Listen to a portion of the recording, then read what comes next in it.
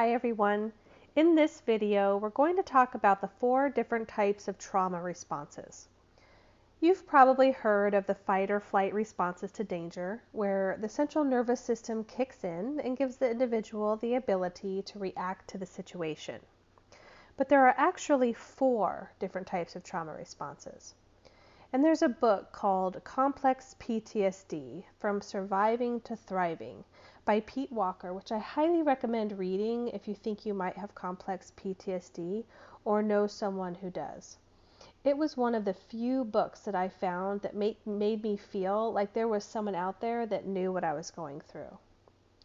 So in this book, Walker identifies 4 rather than 2 responses to danger, and that over time, individuals tend to use one type as their survival response when triggered. These 4 responses are fight, flight, fawn, and freeze. And different environmental factors, such as the type of trauma a person experienced, their birth order, and genetic predisposition can influence how an individual will develop their type of response. And the 4 types can be identified with different disorders or personality types, which makes it easier to understand how misdiagnosis could happen. And as with any maladaptive patterns and defenses, they are initially used as protection and a means of surviving an abusive or neglective household. Later in life, though, these defenses can be very restrictive for the individual and can create a challenging and unmanageable reaction to life stresses.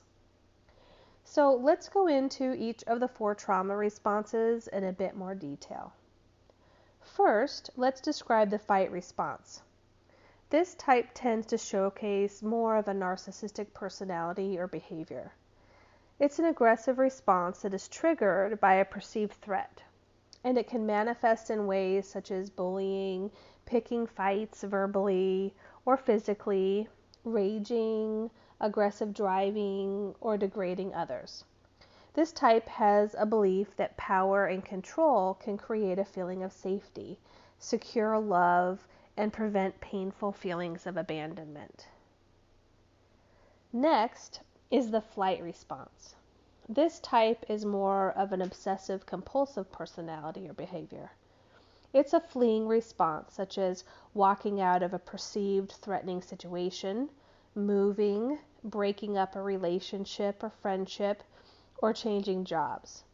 It can also be demonstrated in not just a physical fleeing, but fleeing by going into overdrive or a hyperactive state, and can manifest as going nonstop, focusing only on getting things done, to-do lists, running errands, never-ending projects, and can often take place in a frantic way with lack of direction.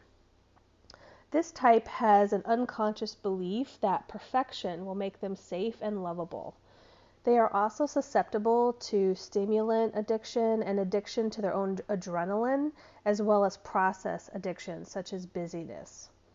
This type is my personal go-to trauma response, and I still occasionally need to keep an eye on myself with this. When I start placing too much importance on getting things done or taking on too much and overtaxing myself, this is a sure sign for me to slow down and ground myself and try to get to the root of what is causing me to feel unsafe and resolve it.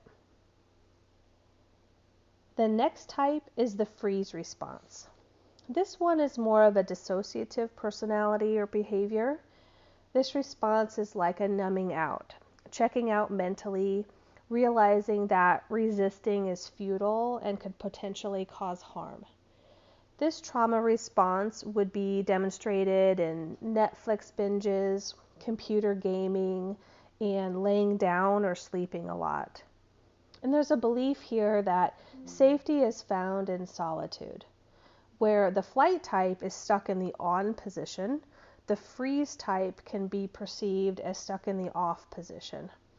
And Walker describes this type as usually the most profoundly abandoned child. And my brother has this type, which is so dramatically different from my own.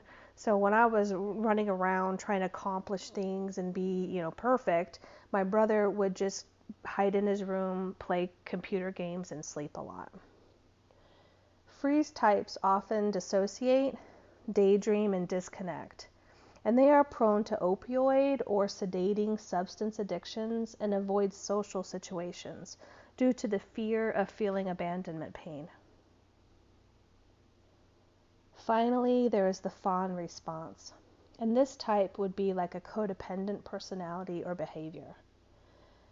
This is a response that consists of trying to please others or finding ways to be helpful in order to avoid harm or attack. This trauma response typically takes on the needs and wants of others and doesn't have a clear idea of their own, having given them up early in life to keep peace or avoid attack. So there's a belief that they have to give up their own needs, rights, and boundaries in order to experience love and safety. They are usually the child of a narcissistic parent and were often shamed or scared out of developing a healthy sense of ego. So those are the 4 F's, the 4 types of responses to trauma. And if you don't identify with any of them, or if you identify with more than one, that's okay. Most people are usually hybrids of the 4 F's, although you might lean toward one type more predominantly. Also, none of these types are bad and can actually be healthy and helpful when used appropriately in response to real danger. Just like we understand that the fight or flight response to danger is helpful when facing a bear in the woods, these types can assist us in navigating an appropriate response to a real threat. It's only when a traumatized individual learns to survive by over-relying on the use of one or two of the 4 types of responses, and then it becomes limiting and keeps the individual stuck in unresolved trauma. So that wraps up our talk today on the 4 F's and the 4 trauma responses. So take some time to think about which of these 4 trauma responses you relate to and how they might become limiting or keeping you stuck in unresolved trauma.